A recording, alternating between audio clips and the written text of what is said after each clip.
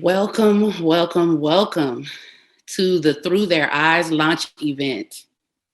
I am Ifashina Clear. I use they, them pronouns, and I am the Director of Culture and Healing for Young Women's Freedom Center. Today, I'll be your host and MC, and I'll also be your spiritual leader for this session. Before we begin, I want to take a moment to thank our co-hosts for their support.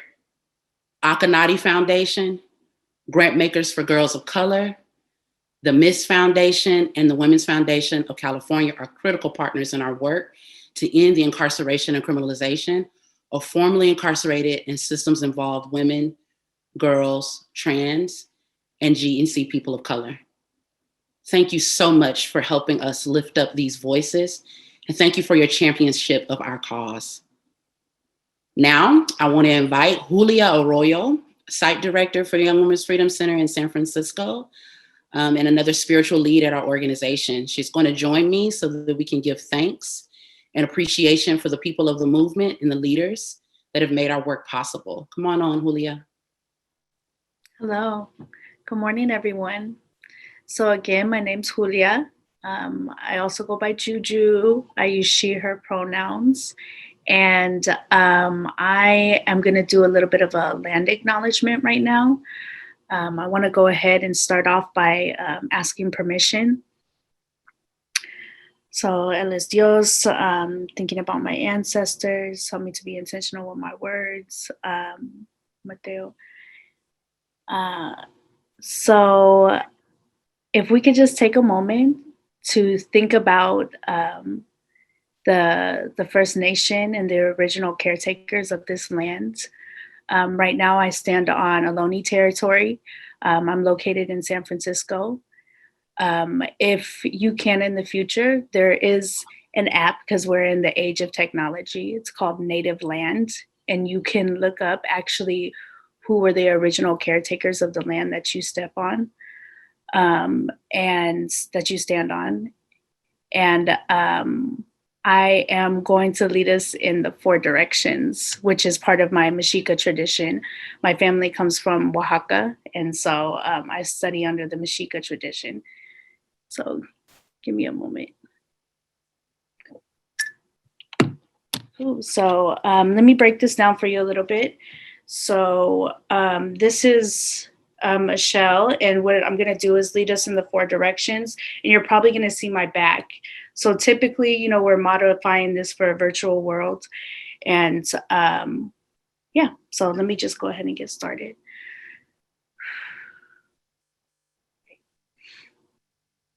So this is, I'm facing in the direction of the east. This is where the sun rises. This is the direction of the masculine, the direction of the man.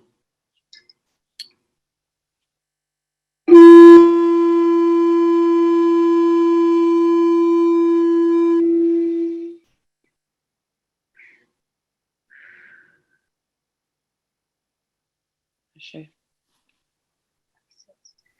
Now I'm going to stand in the direction of the west. This is the direction of the feminine, the direction of the woman. This is where the sun sets.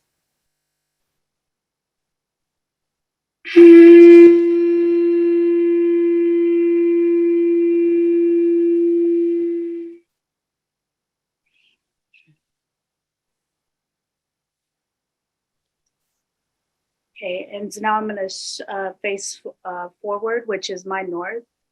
And this is the direction of our ancestors and our elders.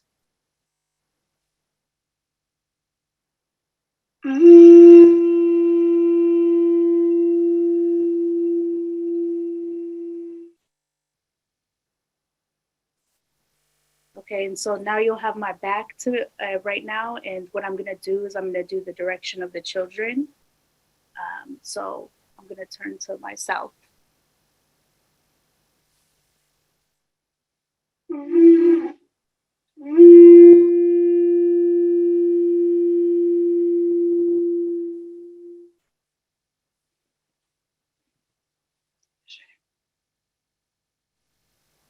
Dios, I'm Mateo, thank you so much for allowing me to be of service to everyone and do the land acknowledgement. Thank you. Thank you so much, Julia, for doing the land acknowledgement. I want to honor you in your leadership as a spiritual teacher here at Young Women's Freedom Center. Thank you for your energy and your voice. And so now we've zeroed in on our Young Women's Freedom Center's ancestral altar.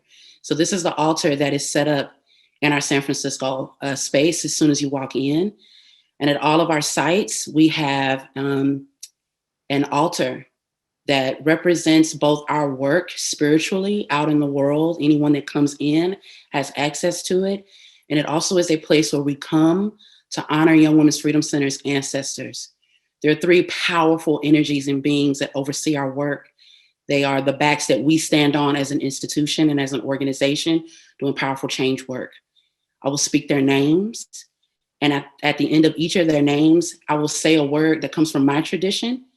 You can say a word from yours. Maybe it's amen. Maybe it is aho. Maybe it is ashe. But any word that makes sense to you to say after you speak the name of someone that you are honoring and giving homage to, okay? So we'll start with the being on the left side, Cheyenne Bell. I speak her name and I say Ibaye from my tradition. The person in the middle, Nelly Velasco. I speak her name and I say Ibaye. And the person on the right, the very top, Norma Hoteling. I speak her name and I say Ibaye. We give honor to these three powerful beings. At some point in their lives here on Earthside, they were powerful warriors and champions for areas of our work. Cheyenne helping us get inside of the juvenile halls in San Francisco. Nelly Velasco, a powerful youth leader who did work on the streets and living and working on the streets and doing leadership around youth leadership and youth engagement. And Norma Hoteling, leading SAGE as she was here in her life, a powerful organization that was championing sex workers' rights. And so we just want to thank these three beings and we stand on their backs. We all say together, and so it is. Ashe. Thank you. It is always powerful to bring in the ancestors into our work. So I just really thank you all for your presence during that time. To all of you that are here, I also just want to thank you for being with us and joining us today as we reflect on the powerful stories in through their eyes. The most recent report from Young Women's Freedom Center's research arm, the Freedom Research Institute, lifts up the voices and experiences of 51 systems-impacted cis and trans young women, trans men, young men, and gender-expansive youth who experience the juvenile delinquency system, incarceration, and probation in San Francisco. We're honored to be joined today by a group of experts committed to driving this movement in their own work and lifting up the testimony of our community experts. And so community experts is the term that our research team has coined to emphasize the intellectual contributions of the people that we interviewed in our report. So that's what we're calling them, and that is how we'll be referring to them throughout this. These are the folks whose priorities and voices that we're prioritizing for this space. Here to welcome us is Julie Posadas Guzman, Program Manager of Santa Clara County Probation Department of Evidence-Based Practices, Secretary of Young Women's Freedom Center's board, and a longtime supporter and friend of Young Women's Freedom Center. Welcome, Julie. Thank you. Good morning, everyone. It's an honor to be here. I'm so proud of the work that is being done with the center. As a board member, we are all proud of the center's work and the Freedom Research Institute and this amazing report on Through Their Eyes. In my previous work as the Director of Girls Services for the San Francisco Juvenile Probation Department and my ongoing work in evidence-based practices, gender responsiveness, and trauma-informed care, it's always important to understand the expertise that lies within system impacted youth as the true experts in their own lives and their ability to shine a light on what is truly occurring and how we can learn from that and grow from that and make true change within our society and our communities. As a result of that, we continue to support this work and the collective opportunity to make true change. On that note, I would like to introduce with honor Maheen Kaleem, who's the Deputy Director of Grantmakers for Girls of Color, an amazing woman who also supports this work and who will continue to dive into the importance of centering on the work of girls, transgender youth, and gender nonconforming youth of color as experts in their own life and as true change with regards to the field of research. Thank you, Maheen. Thank you so much, Julie, and thank you to the Young Women's Freedom Center for inviting me into this important space. I'm having a little bit of a full circle moment because Julie is a dear friend and mentor, as are so many people who are part of the Young Women's Freedom Center community, and the community you all cultivate is a testament to the way you organize in the world. And I'm also thanking you on behalf of our executive director at Grantmakers for Girls of Color, Dr. Monique Morris, who couldn't be with us today, but is here in spirit. At Grantmakers for Girls of Color, we do a lot of thinking about what it means to resource movements that center and are led by girls and gender-expansive youth of color, and research is a critical part of that resourcing.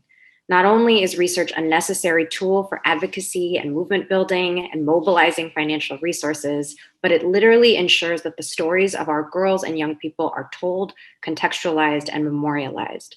Our ancestors have always used knowledge production as a way to protect our histories. This report and the work of the Freedom Research Institute ensures that we do not repeat the mistakes of the past by erasing the role of girls and gender-expansive youth of color in our movements towards justice. Too often, in philanthropy, the lack of data is used as a justification for not investing. And I am reminded of something Kim Crenshaw said many years ago, which is that we care so little about Black girls and other youth at the margins that we haven't even bothered to ask the questions and collect the data. As a grant maker, I know that the data in Through Their Eyes is such a gift to the field. It allows for organizations in our movement and us to make the case for investing in system-involved girls and gender-expansive youth because it makes them visible and demonstrates exactly where in the system these young people are being oppressed and harmed. The real power in this research lies in giving us a concrete tool to lift up the recommendations of the true community experts in the work, the Black and Indigenous girls and other girls and gender-expansive youth of color, cis and trans, that are so overwhelmingly overrepresented in the delinquency system. In a moment where philanthropy is focused on racial equity and justice, and let's be real, it's a window right now and we don't know how long it will last, we have to do everything we can to resource girls and gender-expansive youth of color, especially those who are system involved. In my own experience, these are the young people who have the most nuanced analysis and the clearest recommendations for a way forward. The best political education I've ever received in my life is actually from girls in Alameda County and San Francisco juvenile halls in my early days as a youth advocate. Through Their Eyes and the other research of the Freedom Research Institute is evidence of the power of their leadership. In the report, Young Women's Freedom Center writes, "It is a political act not to remain silent. It is a political act to voice words that convey realities that hide in the shadows." And with that, my call to action for our philanthropic colleagues and fellow funders is threefold. One, read the report, share it with your colleagues, and think about how you can elevate these findings. Two, think about what this research really means for your own giving, how you can use it in reevaluating the grant-making priorities and strategies at your own institutions, or double down and accelerate them to center system-involved girls and gender-expansive youth.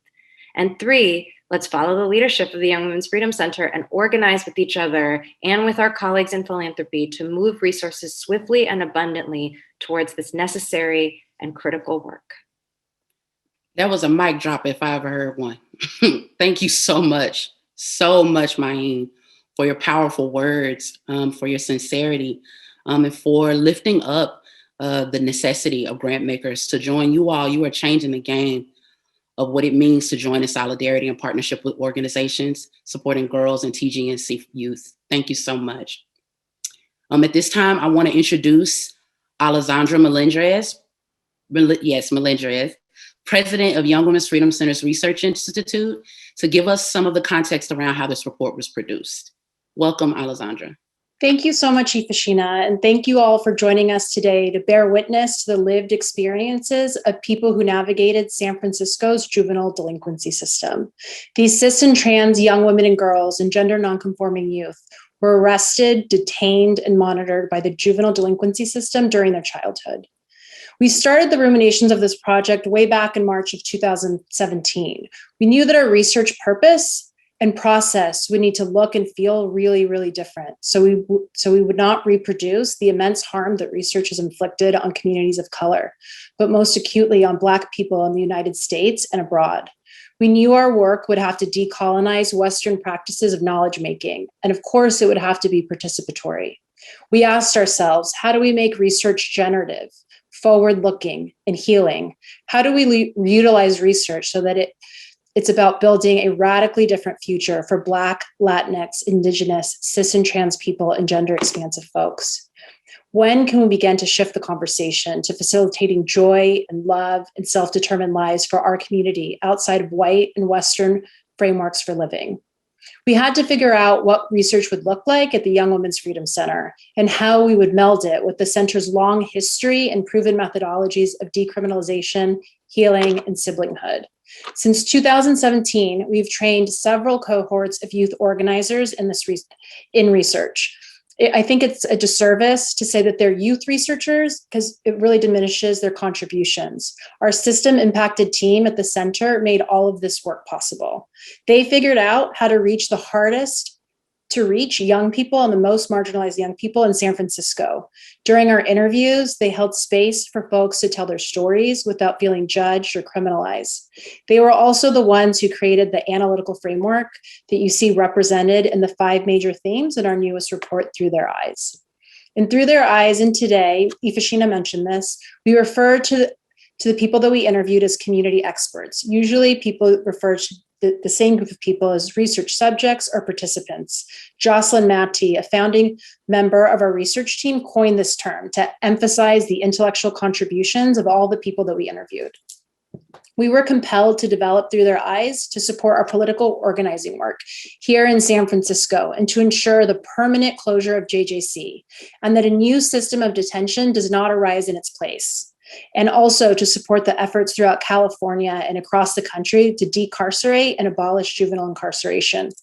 And Through Their Eyes, our participatory team analyzed 51 2-hour interviews of people detained in the girls' unit in San Francisco's JJC. We heard people disclose small and large acts of violence that they experience as a direct result of being incarcerated as a child. Our experts shared the derogatory ways that adults spoke to them while incarcerated. Others shared being physically harmed while on the inside, and others shared their medical and mental health was totally disregarded. These disclosures constitute a grave disregard for human rights and for the rights of children. We also witnessed the immense sense of self-advocacy and resilience and ingenuity these young people exhibited as they figured out how to reduce the harm inflicted on them through the juvenile delinquency system.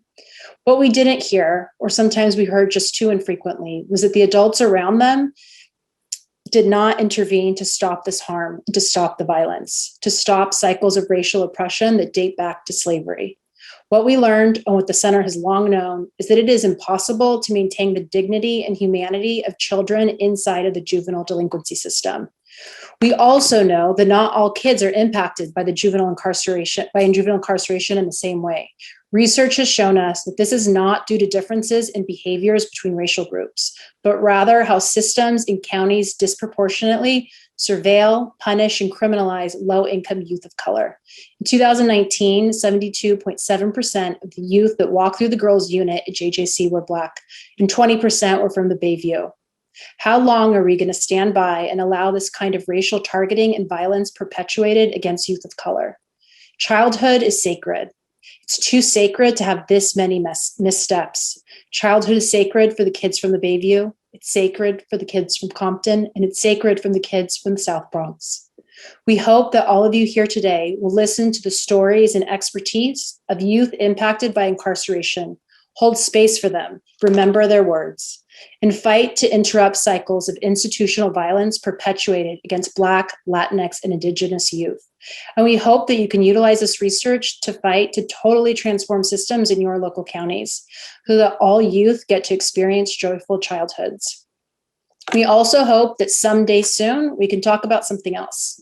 We can talk about building the future instead of spending so much time dismantling the past. I'm now turning this over to my colleagues, our Executive Director, Jessica Nolan, and Tamani Drew, our lead organizer who's overseeing our San Francisco advocacy work. You will also see Jocelyn Matty and Tanea Jones. They were core members of the original research team that analyzed this data. They will detail the 5 major themes that our participatory team developed and identified. I want to thank you again for joining us and committing to building a radically different future. Thank you so much, Alessandra. And thank you, Ifashina, and everyone that's spoken so far, and all of you that are attending today.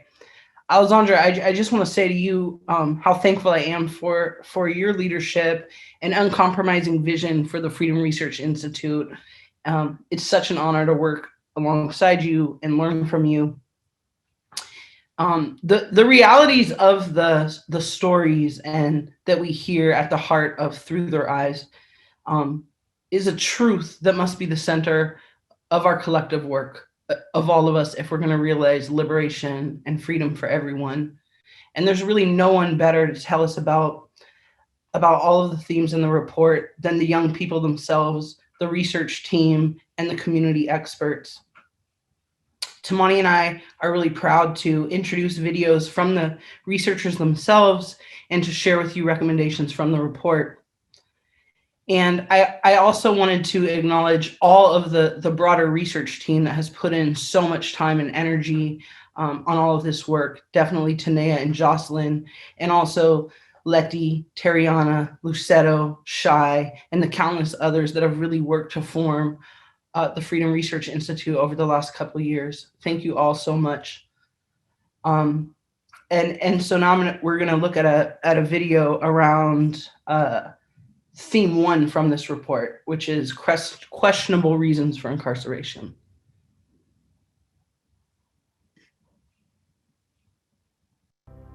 Questionable reasons for incarceration are all stories about young folks who are locked up in the system and who should have never been there in the first place. These folks are being criminalized for being poor and Black for circumstances that they cannot control. Some youth got locked up for survival crimes. They needed food every day. They needed a roof over their head. Some kids also got locked up for issues at school. Schools will call police officers on Black minority youth for situations that they could have handled themselves. If you're a teacher, coach, or a probation officer, you're supposed to help and guide these youth, but we don't even have that in these systems. I can relate to one of these youth stories because I am one of the stories. I've been through the same situations that these youth have been through. For me, it was just taking lunch for school one day. I got into an altercation with the manager. He hurt my arm. So once he did that, I wanted to defend myself. My friends with me defended me as well. And because of that, they accused me of being a ringleader. I got sent to a group home. The bottom line is, these kids should not be going to jail. These kids are just trying to survive. Thank you, Tanea. I think you're on the call as well for articulating so much of really the questionable reasons for why young people are incarcerated. And, you know, we have this infographic here, and I just wanted to lift up what we know and what we heard in this report. Young people are surviving, they're working in the underground street economy, and our response, rather than support them and address their needs, is to incarcerate, is to surveil, remove from communities. The second thing we wanted to lift up is the abuse of power. Time and again, we see, and what's detailed in this report from the community experts, is the trumped up charges, the gang enhancements, young people forced to plead guilty and be detained without reason, and when they don't fully understand what's happening to them. We continue to see the impact of probation violations, and as Alessandra pointed out, the surveillance, excessively restrictive requirements, And it's an ongoing intergenerational surveillance of communities of color, Black communities, that sets young people up to fail and perpetuates a cycle of incarceration. And the last thing that the report lifts up is the role that institutions play in incarcerating young people, in removing them from their communities, specifically with school and foster care. And we see this time and again, and these are the reasons that young people are incarcerated.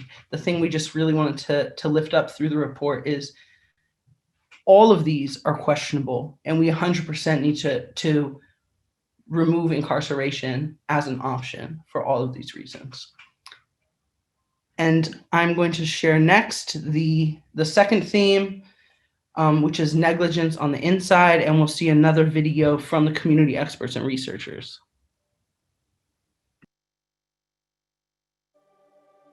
Negligence on the inside immediately jumped out at us while reading these expert stories. I was very angry to know that these youth were being disrespected and physically harmed. Physically, emotionally, spiritually, and for their sexual identity. Did you know 49% of the community experts reported child abuse? I relate to these stories because I was in Woodside too. They make us feel like we're dangerous to society. They make us feel like we're not human. I want the adults on the inside to humanize these kids, help them, guide them, listen to them, validate them. A kid just wants to be heard. Take your time to get to understand our stories. We need more support. We need more healing. We need more inspiration now than ever. We cannot lock up kids and throw them away when there's better solutions.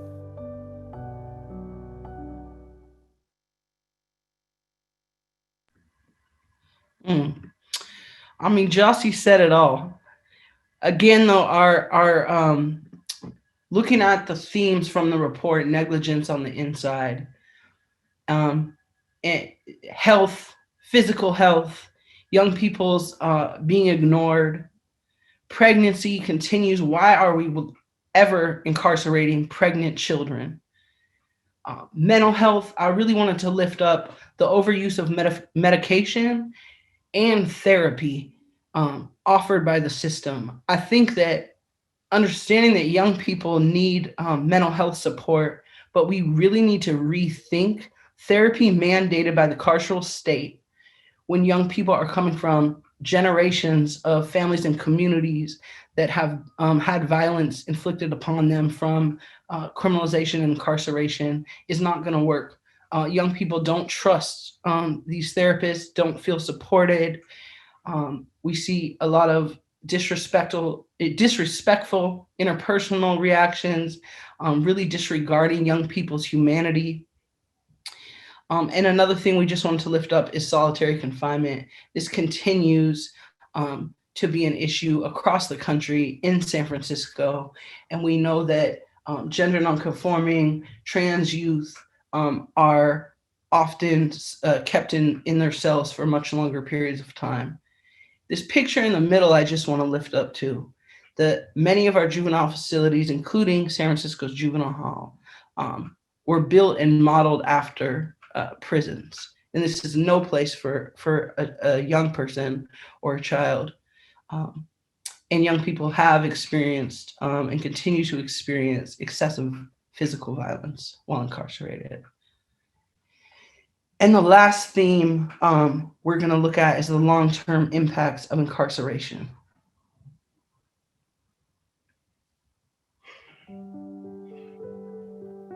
Being held in a four-wall cell makes a kid feel like they're not human. Makes them feel like they're an animal. It makes them feel like they're unwanted or just a bad child in general. These youth have a long-term impact of physical, emotional, and spiritual. These kids did not be able to see their families. These kids wasn't able to do holidays. When I caught my first case, I got sent to a group home, and it was the worst of time of my life. It made me feel very hopeless. They didn't let me talk to anybody that was important to me. When I got upset or needed to calm down or was frustrated about something, they always wanted me to go to a therapist, which I never wanted because I felt like they could never relate. In situations like this, we need to be able to contact our loved ones or someone who we know and let us know how we can calm down and let our frustration out. One mistake shouldn't ruin our lives. These are just kids. They need a second chance, not jail time.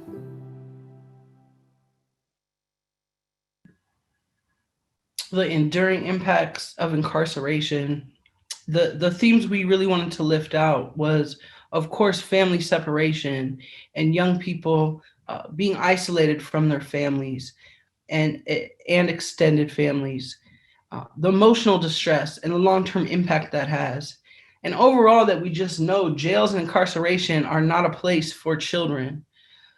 It's really important. We know that young people be able to stay connected to their families and communities, and both incarceration in juvenile hall, in group homes, really has a long-term impact. And one of the things that the community experts lifted up was how phone calls and basic visitation, the only forms of communication that young people have while incarcerated, are often used as a part of a privilege system and become inconsistent. And that causes long-term impact. And I also now want to introduce Tamani, who's going to share some of the recommendations for the systems change. Thanks, Jess. So our next video is theme 4, and it's about recommendations for systems change. Theme 4, system recommendations, voicing needs. The experts have ideas on how to change the system. I feel like probation wasn't a help at all. They tell you you're free, but you're constantly being watched in surveillance at all times. It felt like they would rather place you in jail other than really find the resources and really understand what is the things that you need and actually recommend something that you would like and be interested in. If I didn't have my dad, which was very fortunate, I would have never completed probation requirements within 1 year successfully. He helped me and not the system. The system failed me. The youth know who their loved ones are. They know who supports them the best. The expert said if there was an adult that they can choose that can help guide them, that would have made a huge difference.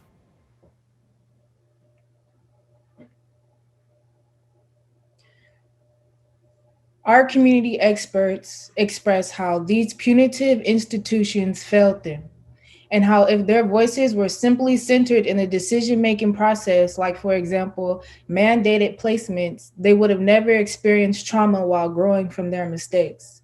Recommendations provided for probation emphasize mobilizing our youth with mentorship, support, realistic expectations, economic opportunities that are not rooted in juvenile delinquency practices.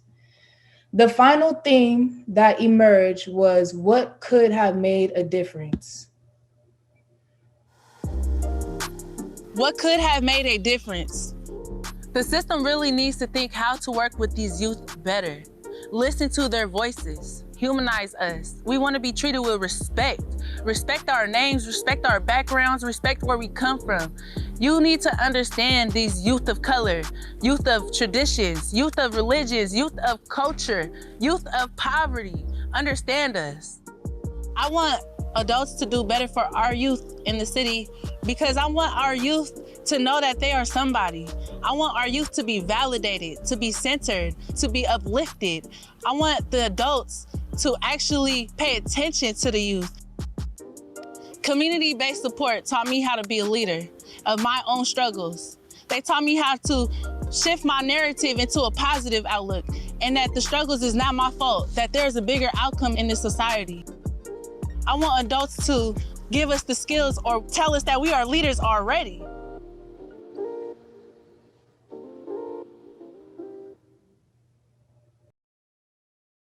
That was beautiful. So hearing the community experts envision a reimagined society filled with their needs and desires clearly displays how the punitive and carceral juvenile systems never was the right solution to the underlying causes structured in their communities. Evidence show that youth thrive from having positive relationships with adults, system providers that are supportive and thoughtful, solutions that address the underlying causes of the social issues that cause the youth to be criminalized in the first place. So our eternal thanks to the young people who gave us their time and a glimpse into their experiences that they have endured. Now that we have heard from these experts, let's make a difference. This collection is a clear call to listen to the wisdom they have developed in navigating society's failures and the harm that they have caused. The only path forward is to incorporate their vision for the future into policy solutions that actually serve their needs. Now I'm excited to bring up Clara Gomez to talk about how we can translate the priorities and the wishes of these young leaders into meaningful policy change. Clara is the Young Women's Freedom Center's Director of Local Initiatives and a true leader of the movement to transform the juvenile justice system in San Francisco and across California. Welcome, Clara. Thank you so much, Tamani. So in June 2019, the Board of Supervisors voted on legislation that would permanently shut down San Francisco's Juvenile Justice Center by December 2021. This unprecedented initiative closes the nation's first urban juvenile detention facility. This legislation is a monumental win and one that Young Women's Freedom Center and other youth and community leaders have been fighting for over 3 decades. Despite the momentum we have built for our movement in San Francisco and statewide, the testimony of young people who have experienced incarceration remains urgent. Yet, they are systemically excluded from policy conversations when their priorities that must be at the center of any effort towards system change are brought up.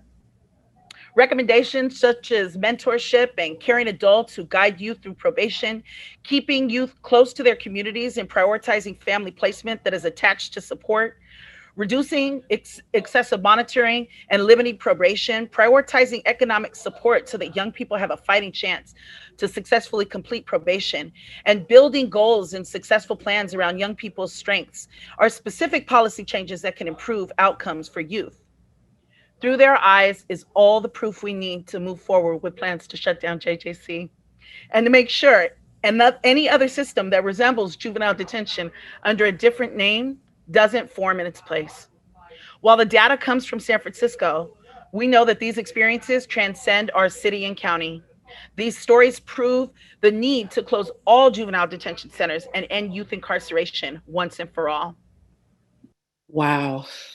You know, I work at the Young Women's Freedom Center, right? But just seeing it all here together, seeing Jocelyn and Tanea, you know, and Tamani and Clara speaking, Jessica, all of you speaking with such truth to power. It really, I see folks in the chat, you know, we're all really deeply impacted. And we all have known these things, but just to hear them all together, it has a powerful impact. Thank you so much to all my colleagues at Young Women's Freedom Center for sharing your expertise and your wisdom. We know that we all have a role to play in ending youth incarceration and the criminalization of young folks. As advocates and activists, direct service providers and program staff, policymakers and city officials, and as funders. So to bring this conversation to life and talk about how Young Women's Freedom Center's research moves them in their own work, we are grateful to introduce 2 leaders who have been critical to our movement from very different vantage points. We want to welcome Catherine Weinstein Miller, I hope I'm saying your name correct, and this is the Chief Probation Officer of San Francisco's Juvenile Probation Department, and Lateefah Simon, President of Akonadi Foundation. They'll both be joining Jessica in a conversation about what comes next. Thank you, Ifashina. Again, thank you everyone that spoke so far. I agree with you, Ifashina. It's just like, I'm over here trying not to cry. And I'm super excited. Thank you, Katy and Lateefah, for joining us. I know reading, just to start off, like reading this report, even though I've been peripheral to working on it over the past few years,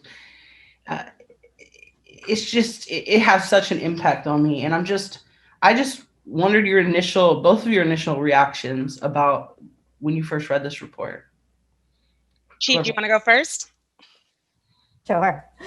Thank you. And I would be completely remiss if I didn't start by just offering such heartfelt thanks for the honor of having me in this space today. And it's a lot to follow. But I talked to Jessica about this a little bit already. I read this report through kind of the entire life of my work, right? And I am someone who was an attorney for kids as a baby lawyer way back in the day, at a time when we were really taught that the system was the answer, right? That it was the solution, it was where the expertise lay, that it knew better than families. And it's taken a long time to even, kind of fully appreciate for me how damaging it is, right? I began to understand that it wasn't working for my clients, and then ultimately that meant it wasn't working for anybody. But still, reading this report for me it was shattering.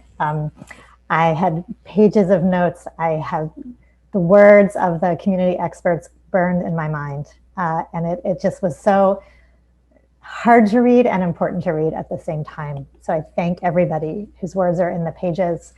One thing that really struck me about it was that we are both terrible at listening to young people and talking to young people, right? So, so much confusion, so much lack of critical information that was being provided by all the adults in the room. And there are so many adults in these rooms.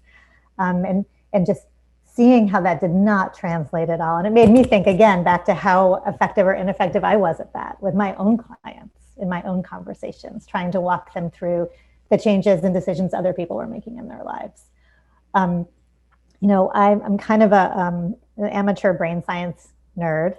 And I think in the justice system, we talk a lot about adolescent brain development and young adults, and we really skew toward the things that worry people, right? Risk-taking and peer pressure and all of those things. And, we forget that this is a time of incredible potential and possibility for young people to really move us forward and innovate in ways that none of us have thought of.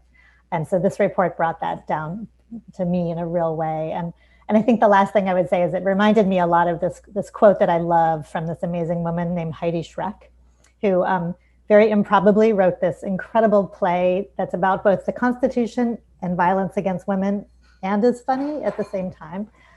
But she has this comment she makes to the young people in the audience, and she says that she really sees young people as shining a light backwards into the darkness so that we can follow them into the future. And this report for me, it really is that. I thank the community experts who had to relive very painful experiences to do that hard work for us.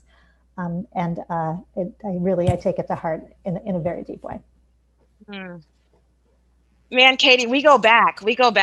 And so like in 3 minutes, I'm going to talk really fast because I actually want to do a little bit of history. And Jessica, we're going to promise each other that we're not going to cry in this conversation. I'm getting older now. I'm 44 and I ugly cry now, like an old auntie. I came to the Young Women's Freedom Center in 1994, and there was a young woman named Christina Gomez, who you actually just saw. She was 17, I was 16. I had dropped out of school and was working full-time at Taco Bell. She literally was at my register one day telling me about this job for girls on probation. My life forever changed.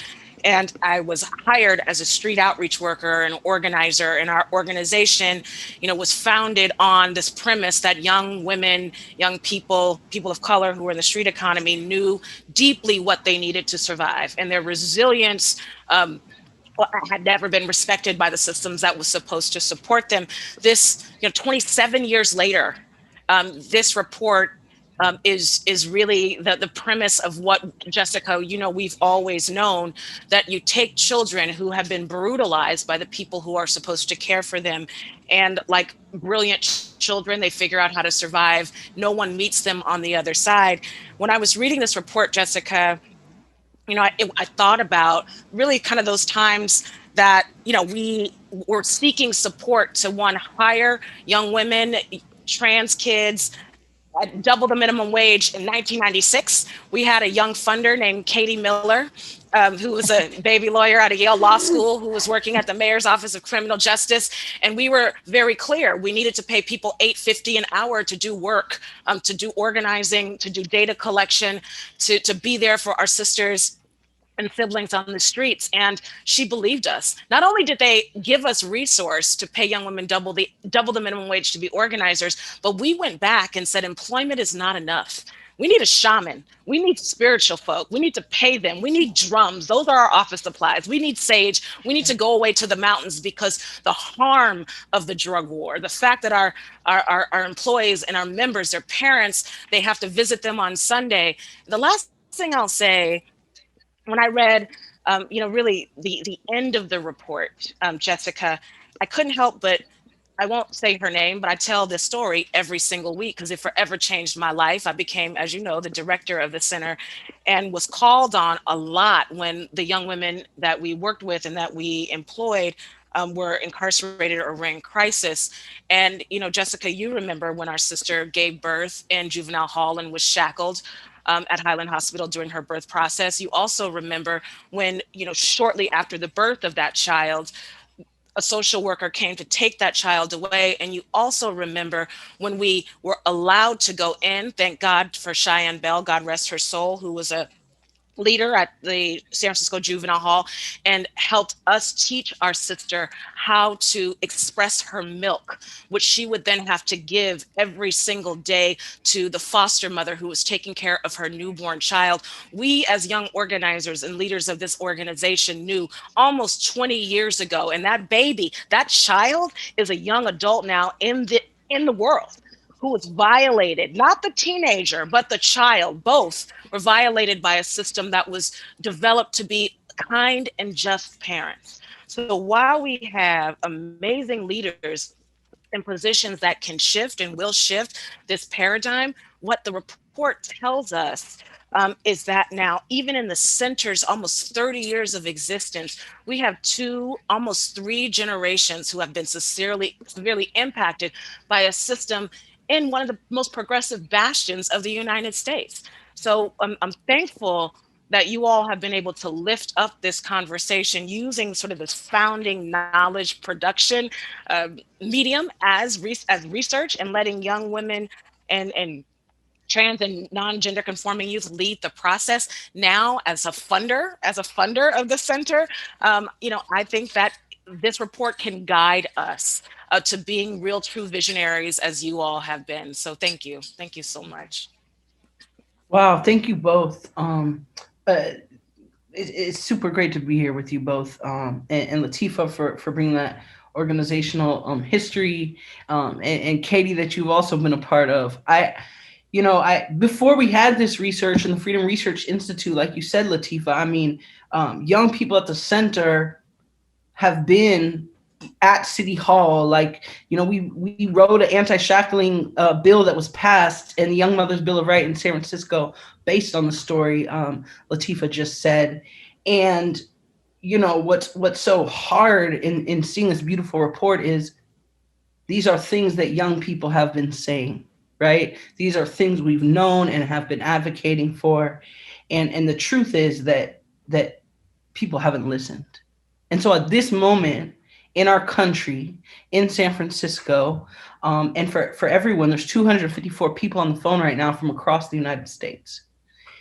How do we achieve the recommendations and the goals and that visceral knowledge that young people who themselves and their families have been saying? How do we, and specifically thinking about in philanthropy, as a system leader, how do we make that shift? What is the next step? Both, broadly and then, even in your own work. Want to go, Chief? I love calling you Chief. Yeah. I used to hang out at Katy's house when the babies were little. I think that is actually part of it, pushing and advocating for leaders that we trust to lead and transform systems.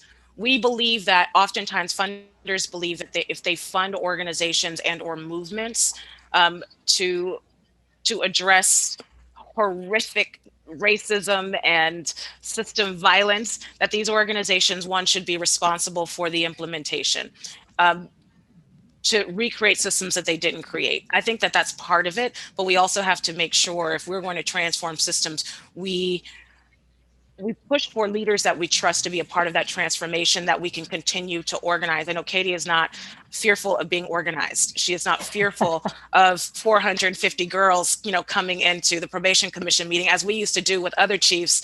I believe that she would welcome it. And I can't speak for you, Katy, but definitely take this question, because I think it is important for folks to understand, like, you have been with this organization for, over 20 years, and now you're the chief charged with reconstructing a system that has been harmful. Mm-hmm. Sure. And thank you for everything you just said, Lateefah. I would say I'm only really afraid of CREA still at this point. Hopefully that will change over time. That's my auntie. Yes. It is fierce. I think there's a few things I would say. One is it shouldn't just be philanthropy, right? That shouldn't be the only source of money that actually moves us to a different place. We really need to be talking about justice reinvestment and the use of public funds to sustain the things that we all think we need to have. I think that the recommendations in this paper are excellent. They are specific. They are right on. I really have to acknowledge how hard it must have been for the community experts who engaged in this work to even do that work of coming up with recommendations for a system they've experienced as inherently beyond salvation, right? So I think that they are every one of those recommendations are things I think we should be actively working on. But when I say we, I don't mean that the system should now just take the work and say, thank you very much, we'll report back, right?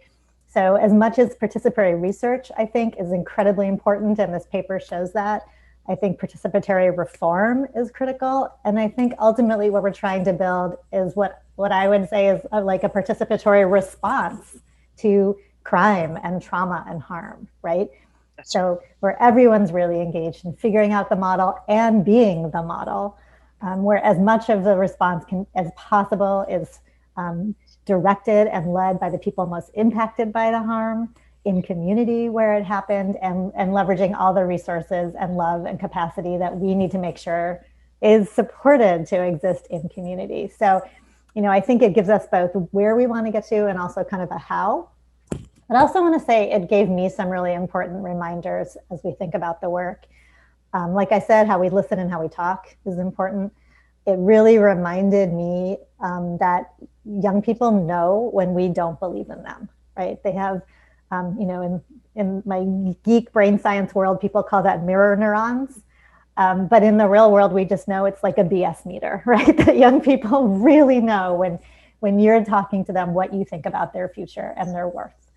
And we need to really take that to heart in every interaction that we have, and in making sure that people are in this space who believe in their power and potential.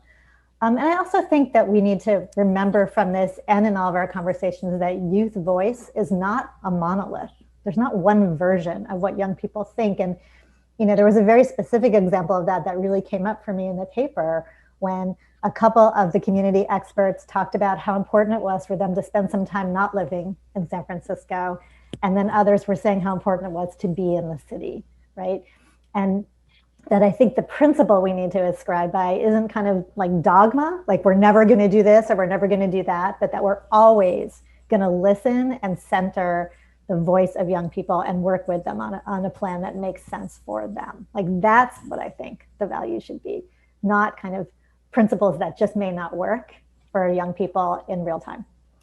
And then, I would just say, I think there's a lot we can already do, right? As people have heard, we're deep in the conversation and the work on closing this juvenile hall.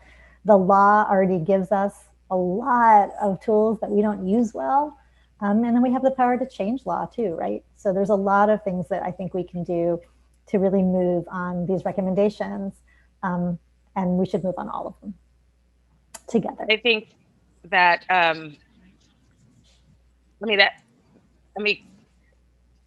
Jessica, could you imagine us having this conversation with, the 3 probation chiefs that we fought tooth and nail, the last 20 years? I couldn't imagine. So it's just such a blessing to be in the space where the young people and the adults, frankly, in the Young Women's Freedom Center's community has developed just one of the most sophisticated organizing lexicons that I have seen in the country, that if you are going to change systems, we cannot just be outside with the bullhorn.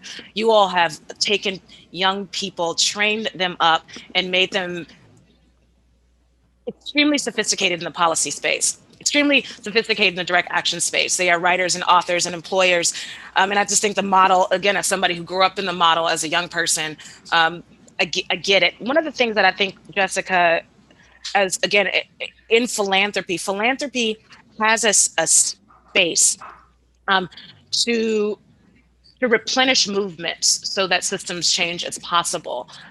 And now that the Young Women's Freedom Center is statewide, you have staff who come from the inside, who have survived and are surviving the trauma of systems, directing sort of new pathways. One of the things that I remember, Jessica, we had 2 organizers who were placed by the Juvenile Probation Department in the district attorney's office in a group home in Colorado. And they had been hired by us. And again, they were given sustained petitions for drug sales. Again, these young women were searching and searching and searching for jobs, trying to survive in San Francisco, were not given them. They found the center, but they were placed hundreds of miles away. It doesn't snow, by the way, for folks who are listening in Chicago and New York.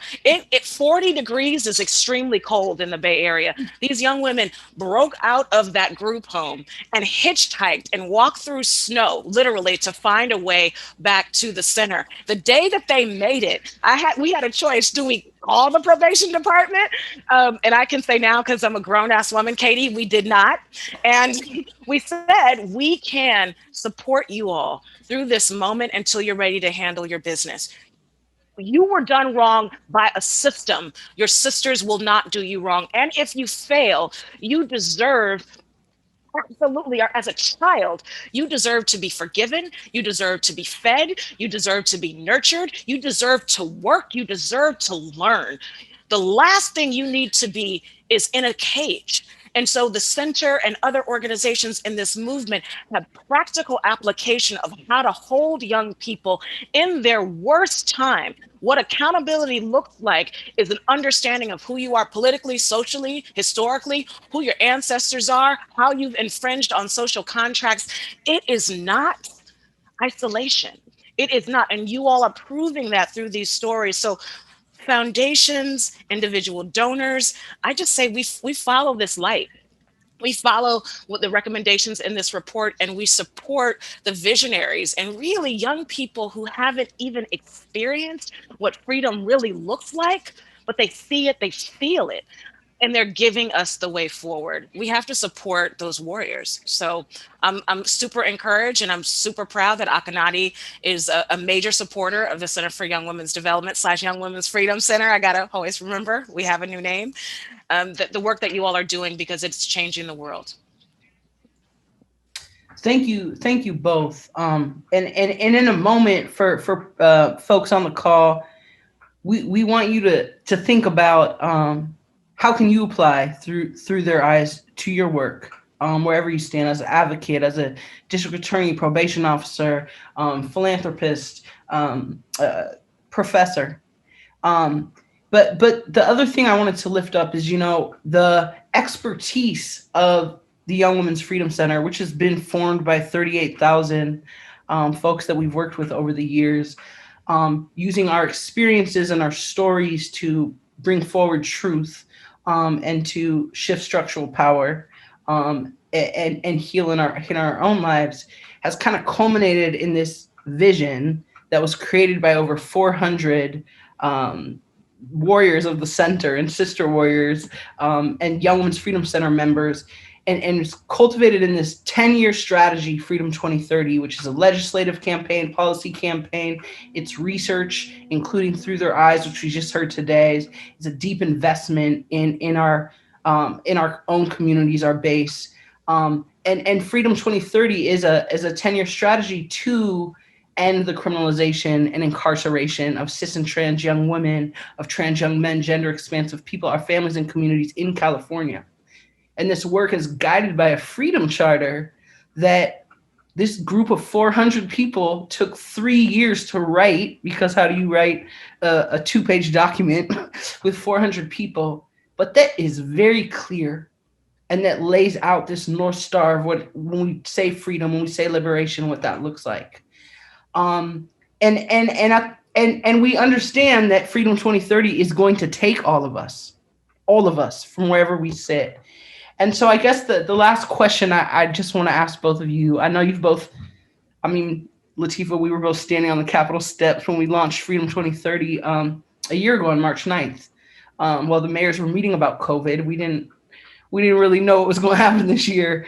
And Katy, we've talked about it a lot, but what role can you play in Freedom 2030? And what does it mean when it's going to take all of us? So I'd like to end there, and any last thoughts you have, and then we want to, yeah. Sure. Tifa, you want to talk? Me? You? You. Me. So obviously, I think it's a really powerful platform and agenda. I love what it says we need to have and not have for young people and for all of us. I think for me, when I think about how it applies to probation in the juvenile justice system, we need to be clear that we're addressing kind of all the freedoms that are related to the justice system as we reform the way we do our work. As I said earlier, I think we need to be making sure that we can reinvest funds in ways as we get smaller to make sure that all of these things that are needed for people to be joyful and safe and seen and heard can exist and be robust. And I just really want young people to experience this department as working for them and with them in their service. And I think that is consistent with the way that kind of the freedoms are laid out in the report. And I just would say, I think it's going to take grace on all of our parts, right? For the juvenile justice system to figure out where it sits in this, for probation to figure out where it sits. Nobody comes to any of this work wanting to do bad things or harm people. And I think sometimes we almost need translation across the way we talk about things, but they're not always that different. And I think that this kind of charter really lays out for all of us what's the most important in language that can relate to all of us. So, I want to be part of kind of the figuring out how to overlay it. It's actually on the wall as I'm talking to you right now in my home office. Yeah, I think we can really get there together. Dr. Monique Morris writes a lot about the adultification of children who live in Black and brown bodies, and how we're mad at them, how we're so angry when they cross a line, whether it's in the classroom or on the streets. What I think Freedom 2030 reminds many of us, all of us hopefully who will read it, is that we're talking about children. James Bell, who is, an uncle in this movement to many of us, he always reminds practitioners in the juvenile justice system, would this pattern or practice pass the "if this was my child" test? If my child was arrested for drugs, if my child was arrested for a fight, if my child was arrested and charged for being on the street and having his body raped, would we put them in a cage? What would I want for people in my community and my family? Freedom 2030 asks us to rehumanize the child that our systems, not just the parents, have struggled with. And you do it in a way that is filled with grace and spirit and story. And it has and it will continue to shift legislation. I saw you all with Com Lager yesterday. The fact that the center, again, has gracefully but forcefully put a moral time clock on how California addresses one of its original sins, how it loves or doesn't love children of color. It is that simple, coming from the eyes of children who have witnessed both community violence, which is real, system violence, right? Interpartner violence, homophobia, transphobia, racism. You remind us that children deserve everything. So thank you for the charter. because it is a moral roadmap for us all in philanthropy to listen to the people most close to the problem. You absolutely do have the solution. It also tells us how advocacy and organizing, one, that it doesn't take a year. $75,000 isn't going to free children from bondage. It is not going to stop children from hurting each other. It's not going to stop adults from hurting children. It's not going to stop poverty, but you give us a roadmap to listen, to learn, to reflect, and rebuild. And absolutely, Katy, is how do we have a movement and a moment that is about the fierce action of now, but we're working hopefully with leaders who hear, who listen, and if they don't, the center also has a wonderful track record of pushing people so that they hear, understand, and love. So I'm inspired by it, and I'm so glad that the funders on the call, all of us, many of us are committed to our continual support of this work. Thank you both for your partnership, for your wisdom, for helping us bring the voices and the priorities and experience of these community experts forward today, for speaking to your peers, for lifting up our history as an organization, and our cross experiences together. I really just, my call to everyone is that everybody on this call, listen to your leadership, your expertise, and to that of the community leaders. And I know that if we actually listen deeper and look again to these young people, to community experts, like you said, Katy, I think it is the way forward, right? It is the only way. And I want to invite Ifashina to come back, and I want to invite everyone on the panel to put in the chat, what is one thing you could do this week, today, next week, towards lifting up the power from Through Their Eyes? I also want to encourage everybody to stay on for just a few more minutes, because we have some powerful calls to action from the young folks coming up too. So I'll read one, and I'm going to pass it to you, Ifashina. One is engage. Oh, it's moving too fast. Oh, you guys are on fire. Okay. Engage in the abolition of systems that root their intersecting oppression is necessary to dismantle. Thank you. Share this report with my colleagues. Yeah, I'm reading to. There was a lot being said, kind of as you all were talking. A lot of course, amens.